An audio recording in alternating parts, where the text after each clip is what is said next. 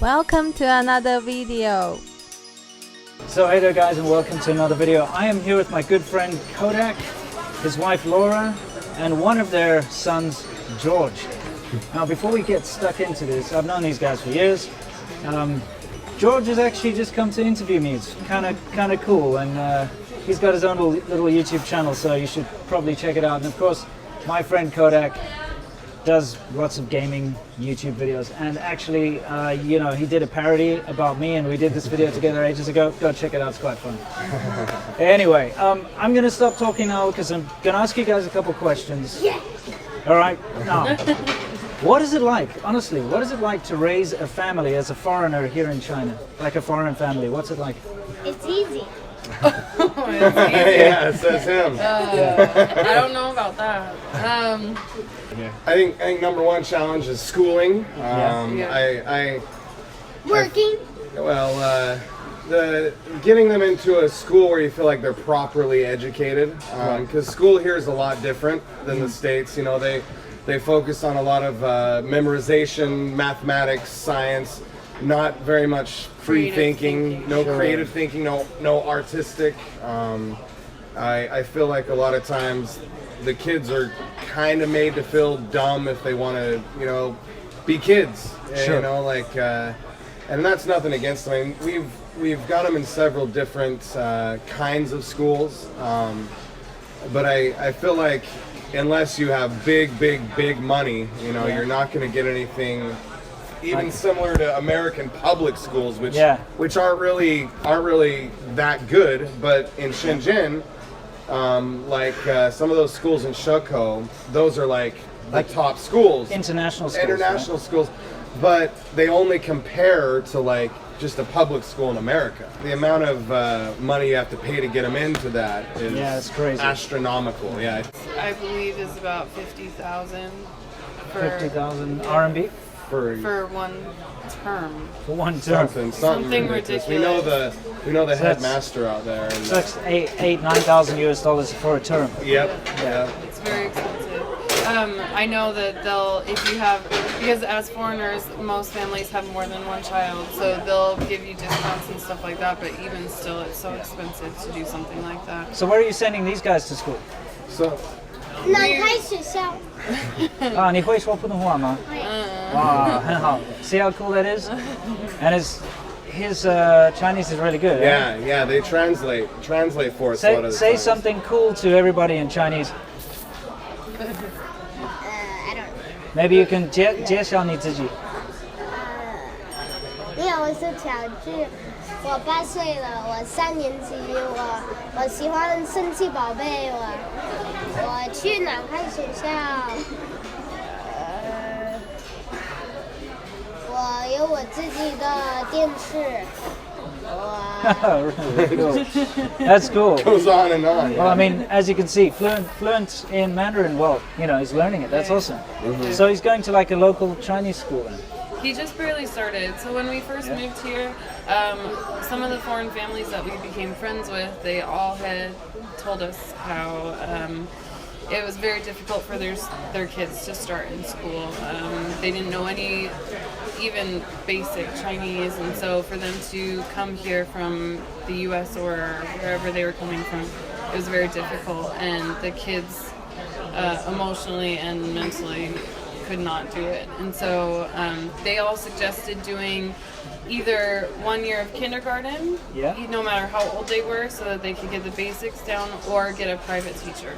So what we did was we got a private teacher for the two of them, for our two oldest, and we did that for about 1.5 years, 2 years, and after that, I mean, written, they can't do written, but they can have full conversations, they translate for us, so That's awesome. It's amazing. Yeah, that's really cool. So, I mean, that's probably your biggest challenge, but I mean, what else? Yeah, they've conquered the speaking part, but their literacy isn't where I want it to be on either side. That's the other challenge is stay out. their literacy with Chinese and with English is behind because they're trying to do two at the same time. So I feel like they're behind their peers in the States, as far as reading goes, and they're definitely behind the Chinese. but they're fluent in both languages, and their math is amazing, you know, because they focus on that stuff here. But as far as artistic, creative thinking is a big obstacle. Yeah. Right. I mean, it's just Really? it kind of blows my mind that you can, as a foreigner, actually enroll your kid in a local Chinese school. I didn't know if that was even a possibility. You can't. You can do public schools. It's a private school we have them in. They can go to private schools. Some provinces, they would allow them to go to public, but it's against the law. Oh. So, because it's free and they don't pay the amount of tax or Okay, whatever. gotcha. So private, here they won't let private them. So it has to be a private. Be a private school. So. Okay, awesome. No, I mean, I don't want to pry, but is it expensive to send them to these private Of schools? course. Of course. Just, I mean, a ballpark, because, you know, I'm sure people are curious. If they're going to come here with a kid. Well, basically, we signed them up for the last 3 months of this term or semester, whatever they call it. So for 2 children, for the 3 months, it's about 9,000, and then we paid an extra about 1,500 for books and things like that, plus uniforms and stuff. So in total, it was probably about 12,000 For two kids? kids for 3.5 months. And that's without, and here's the silly thing too, is they didn't have enough beds available. And Chinese people take a nap every day. Yeah. 2 hours nap, right? Yeah, so at lunch they just basically told us they can't be here at the school. Which was annoying. Which was super annoying. Yeah. Plus And, our kids don't take naps. So they're American, they don't nap. Yeah. Exactly, no siestas. So they basically said you have to do something with them during lunch. You know, we both work. So on top of that, we had to get a nanny that takes them to school, and then she walks back, and then she goes and gets them at lunch, makes them lunch, and then takes them back. And to have that nanny full time costs less than like the bed rent would have been if they had beds available.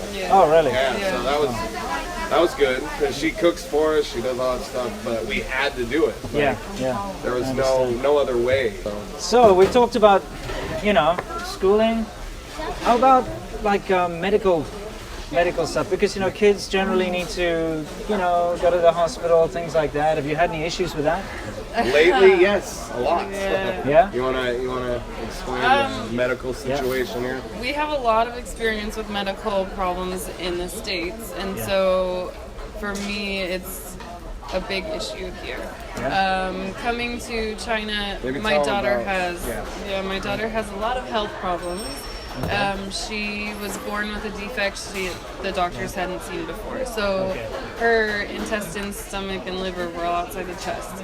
So when we come to China and we explain that to the doctors, they have no idea what I'm talking about. And actually, I've had several doctors ask me why I even had her. Didn't abort.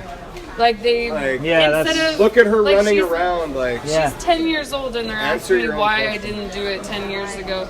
So the bedside manner needs he leaves a lot to be desired. It'll work. So there's definitely in Shenzhen, I really like. There's a few clinics that I've grown to love, but it's actually international. But that's just my personal preference. For myself, I did go to Shenzhen Hong Kong Hospital. And they're amazing compared to the other hospitals that I've been to here. But for my kids, just with my experience in the States, I prefer to see foreign doctors. Correct. So there's a good clinic, Vista Medical Center, and they have doctors from America, Russia, Korea. Oh, wow. So that's cool. And it's actually not too expensive. Okay. So they accept international insurance and all Oh, that really? too. Okay. Wow, Vista. Okay. Vista. When you walk in, it looks like you're in an American hospital. I was telling you, and it's Well, I'll look it up. I'll leave a link for anybody who's curious. it's That's fantastic. the best place I've been in China, hands down, medical-wise. We've been there this week. My son was put on fluids yesterday because he's had a really bad cold or flu or whatever. My daughter knocked out her teeth. They have a dentistry there too. Nice. They put her teeth back in today. She knocked out her front tooth. Oh man. Yeah. Kids, We eh? had Kids. Yeah. Buy money. Buy money. Yeah. See ya. fun experiences in China. Yeah. Okay, I mean, we talked about some of the challenges. What about some of the good things about raising a family in China?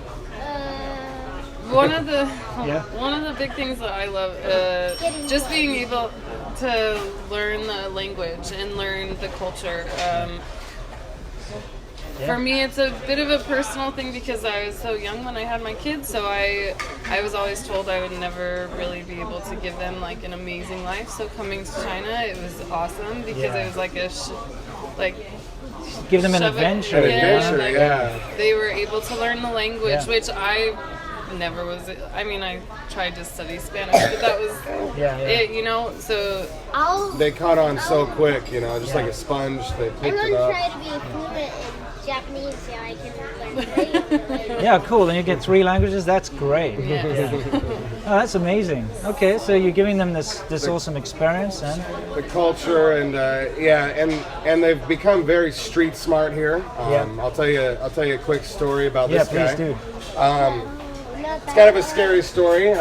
So one day they were going to this really small private in an apartment school that Right. had beds. They could stay there overnight. Usually we'd go pick them up, but 99% of the time. But we had some people over from Hong Kong, Right. and they stayed the night there. You know, and everything was good. And the next morning we just had some guests over and whatnot. We woke up and George was standing in our apartment over our bed. Okay. And he was at the school the night before, and he's in our apartment. Him and my daughter were staying at the school. We wake up the next morning and he's in our apartment without his sister, by himself. Okay. And we wake up just kind of like thinking we're having a dream. What happened? Like, what are you doing here? Yeah. Well, turns out he just wanted to go home. So when the teachers weren't looking, he left the little private school, walked out the front gate. He knew where the bus was, I guess. He walked down to the bus, no money, hustled the bus driver, like, oh, I'm riding anyways, I don't have any money, whatever. I don't know how you did it, I but just jumped on and he didn't care. Really? he got on the Okay. bus, went all the way across Shenzhen, Yeah. took a subway, took the bus, walked down like 5 blocks, busy roads, crossed some of the busiest roads by himself. That's ridiculous. It was ridiculous. It was, you know, and he shows up, and here's the kicker. Yeah. The school didn't want us to know, so they didn't call us. They're calling everyone, trying to find him before we found out. Right.